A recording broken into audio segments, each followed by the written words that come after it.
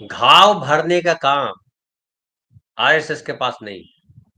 पिछले 11 सालों में हम लोगों ने देखा है, मोदी जी के पास भी घाव भरने वाला मरहम नहीं। वो इलाज करते हैं कि बोलो घाव है तो इसको किनारे कर दो। घाव अपने आप भगवान भरोसे ठीक होगा तो ठीक है, नहीं तो मोक्ष पालेगा। यही चल रहा है, पिछले 11 साल से हम यही देख रहे हैं। हालांकि आरएसएस लगातार घाव लगाने में लगा रहता है। हिंदू राष्ट्र के नाम पर भी घाव लगाता है, गांधी जी के नाम पर, और तमाम तो करता ही रहता है। संविधान तो नहीं पसंद है। तो क्या आपको लग रहा है कि देश को गुमराह करके कुछ खास लोग, हालांकि अब वहां ट्रंप जब बदल गए हैं, नया ट्रंप जो आए हैं, वो कई चीजें अभी और कहा जा रहा है कि जो शिक्षा वगैरह पे जो फंड आते थे विदेश अमेरिका से, वो फंड भी बंद कर रहा है अमेरिका। बोला कोई फंड किसी को देना नहीं, उसकी भी गाज गिरेगी। अभी 12 तारीख को प्रधानमंत्री जा रहे हैं अमेरिका ट्रंप से मिलने के लिए। ट्रंप साहब ने बुलाया है फाइनली। अब ट्रंप साहब बुलाए हैं तो एलन मस्क को साथ में भेज देंगे, या हथियार की खेप लगा देंगे कि दोनों में से किसी एक को ले जाओ, या दोनों को लगा सकते हैं। वो हम लोग पढ़ेंगे। लेकिन क्या लगता है कि इस्तीफा देने भर से बात बन जाती है? क्या इस्तीफा से घाव भर जाएगा? भारतीय जनता पार्टी की और एनडीए की जो अपनी एक खासी है, एक लक्ष्य है, एक ख्याल है, वो ये है कि पूरे देश में उनका अपना दबदबा रहे, और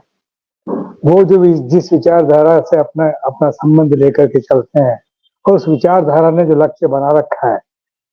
उसे हासिल करने के लिए वो हर तरीके से कुछ भी कर सकते हैं। और मणिपुर उसकी बेहतरीन एक एग्जाम्पल है, एक उदाहरण है। तो इतने लंबे अरसे तक इतना साफ साफ सब कुछ देखते रहे, लेकिन मेतई और कुकीज का जो सिलसिला रहा, और जो हाई कोर्ट का जो फैसला था जिसके तहत मेतई को आदिवासियों का दर्जा मिलने वाला था, और वो दर्जा मिलने के साथ ही जो उस इलाके का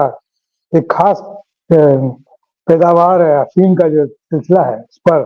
कब्जा होने की संभावना है। और वही एक अपने आप में बिल्कुल वैसा ही है जैसा अफगानिस्तान के अंदर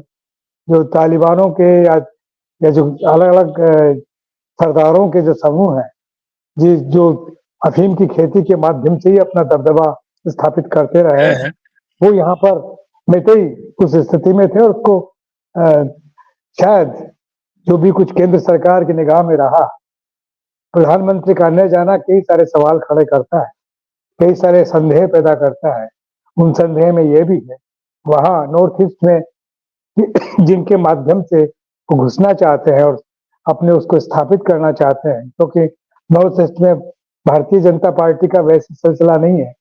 नॉर्थ ईस्ट के तो इन राज्यों को जो अमित शाह का जो मॉडल है, जिसके माध्यम से लोगों को अपनी तरफ आकर्षित किया जाता है, और वो लोग अपने दलों को छोड़ करके और सरकारें बनाने में मदद करते हैं, और फिर वो एनडीए की सरकार और भाजपा की सरकार, इस तरह का सिलसिला बना होता है। तो वही सब सिलसिला कर रहे हैं। लेकिन आज का जो संदर्भ है, वो वीरेंद्र सिंह ने इस्तीफा क्यों दिया, वो तो मेरा ख्याल है कि जिस तरह की बगावत लोगों के अंदर जो बैठी है, और जो अविश्वास का प्रस्ताव कांग्रेस पार्टी ने दिया हुआ है, और विधानसभा चलने के साथ ही वो अपने आप में स्थापित होता, और शायद वीरेंद्र सिंह जी के साथ में जो एक मैसेज जाता उनके खिलाफ अविश्वास पारित होने पर, अविश्वास प्रस्ताव, वो मैसेज से बचने के लिए उनसे कहा गया और उन्होंने इस्तीफा दे दिया। वैसे हमेशा उससे पहले भी कई बार वो कागज लिख करके वो फाड़ते रहे हैं, तो वो एक मैसेज देना चाहते हैं। लेकिन भारतीय जनता पार्टी का जो दिल्ली वाला मसला है, और दिल्ली में जिस तरीके से उन्हें शासन मिला है, वो एक अलग लक्ष्य की ओर संकेत दे रहा है कि वो आने वाले दिनों में किस तरीके से पूरे देश में अपना दबदबा प्रारंभ करेंगे। इसमें इसको मैं जोड़ना चाहता हूं कि दिल्ली में जिस तरीके के चुनाव परिणाम आए, उससे कुछ बातें बड़ी साफ हो गई कि ये जो लोग बीजेपी की बी टीम के रूप में छिपे हुए हैं इधर उधर, और वो जिस तरीके से अपना लक्ष्य हासिल करने की चेष्टा करते हैं, मैं समझता हूँ कि केजरीवाल, जिनके बारे में हम हमेशा कहते रहे कि आप पार्टी क्या है, हमें जानना चाहते थे। भाई, आप कॉन्स्टिट्यूशन के प्रियम्बल के रक्षक है, कॉन्स्टिट्यूशन के फंडामेंटल राइट्स के मतलब बचाने वाले हैं, या ये जो डायरेक्टिव प्रिंसिपल्स है इनके मुताबिक देश बनाने की बात करते हैं क्या? ये सब सवालों के जवाब में वो एक ही कि हमारी शिक्षा नीति, हमारा स्वास्थ्य, हमारा ये वो, ये सब करते रहे। और साथ साथ में जब गठबंधन, इंडिया गठबंधन बना है, तो उसके बीच में जो सबसे पहले छेद करने की चेष्टा करने वाले लोग रहे, उनमें नीतीश जी को छोड़ दीजिए, उससे पहले सबसे पहले ये जो दिल्ली के पराजित मुख्यमंत्री हैं केजरीवाल, इसके नाम जाता है। और इन्होंने ये मैसेज करवाया कि इंडिया गठबंधन जिस तरीके से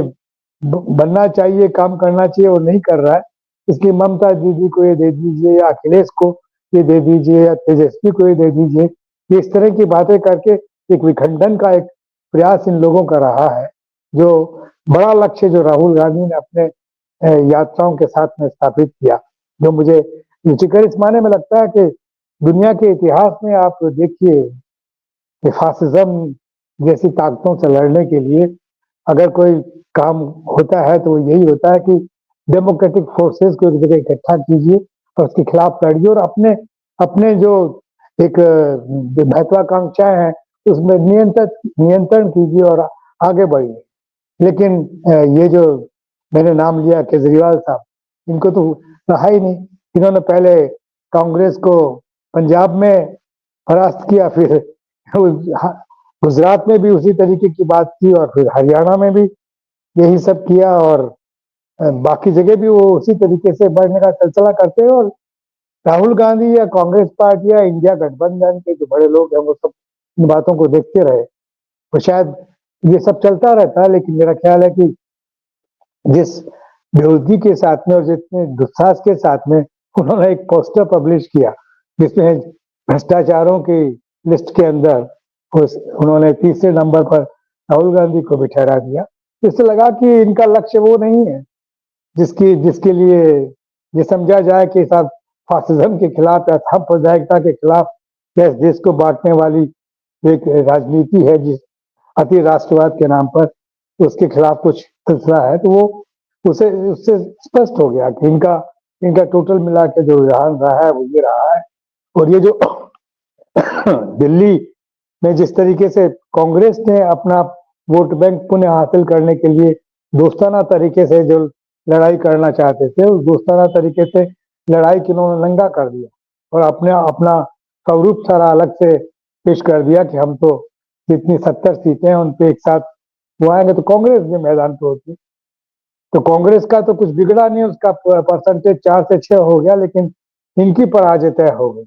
अगर कांग्रेस के साथ में इनका अलायंस हो गया होता, गठबंधन, ऐसे ही इंडिया गठबंधन की सलामती में ये लोग अगर आगे बढ़ते तो निश्चित रूप से आज जो उत्सव मन रहे हैं भारतीय जनता पार्टी, वो उत्सव नहीं बन हो पाते और चीजें बहुत अलग होती। लेकिन केजरीवाल ये नहीं चाहते थे, और इसलिए नहीं चाहते थे कि उन्होंने पहले भी यही किया है। उनके जो मित्र लोग हैं आज जो बाहर हो गए थे, शशि भूषण है, योगेंद्र यादव है, कुमार विश्वास है, वो जिस तरह के शब्दावली में उनको याद कर रहे हैं, ऐसी हिंदी में ऐसी सुंदर सुंदर गालियां मैंने कभी सुनी नहीं है जैसी कुमार विश्वास ने दी है। तो ये जो दृश्य बन रहा है, इससे मुकाबला करने का जो सिलसिला प्रारंभ होगा इंडिया गठबंधन का, और जिसको मेरा ख्याल है कि राहुल गांधी खासतौर से और कांग्रेस की लीडरशिप, टॉप लीडरशिप और बाकी लोग ठीक से समझ रहे हैं, और वो उससे मुकाबला करने की तैयारी कर रहे हैं। और ये वहां से ही बात प्रारंभ होती, मणिपुर से ही। जैसे अविश्वास प्रस्ताव पारित होता और बीरेन्द्र सिंह को अलग होता, तो उसका सीधा सीधा संकेत जाता कि सब इंडिया गठबंधन ने जो बात प्रारंभ की थी, लड़ाई की थी इसके लिए, और तो प्रारंभ किया था वो उनको लाभ मिल गया। तो जिस तरीके से दिल्ली के माध्यम से ये लोग अपना जैसा स्वरूप दिखा रहे हैं, वैसा स्वरूप इंडिया गठबंधन को वहां से हासिल हो सकता था उस वक्त, लेकिन वो नहीं हुआ। लेकिन वो चीजें चल रही हैं, और मेरा ख्याल है कि इन सब बातों पर आने वाले वक्त में और बिहार के चुनाव के दौरान खासतौर से बड़ी गहरी निगाह से सोचना पड़ेगा कि इंडिया गठबंधन किस तरीके से अपने आप को चलाए, क्योंकि एनडीए अपने अपनी किसी उसको उनसे किसी डेमोक्रेटिक सिलसिले की आप अपेक्षा नहीं कर सकते। जितने भी इंस्टीट्यूशन है डेमोक्रेसी को रन करने के लिए जो केंद्र सरकार के तहत आते हैं, उन सब का जिस तरीके से आरएसएस करण हुआ या राष्ट्रीय अति राष्ट्रवाद की हामी इंस्टीट्यूशंस बने हैं और जरिए बन गए, उनसे निपटने के लिए जब तक इंडिया गठबंधन अपने आप को तैयार करके और अब आगे नहीं बढ़ेगा। खासतौर से ये कहना चाहता हूं कि कांग्रेस पार्टी को अब अपनी अपने अपनी अपनी अपना संगठन भी बहुत मजबूती के साथ में विभिन्न प्रदेशों में बनाने की शुरुआत कर देनी चाहिए और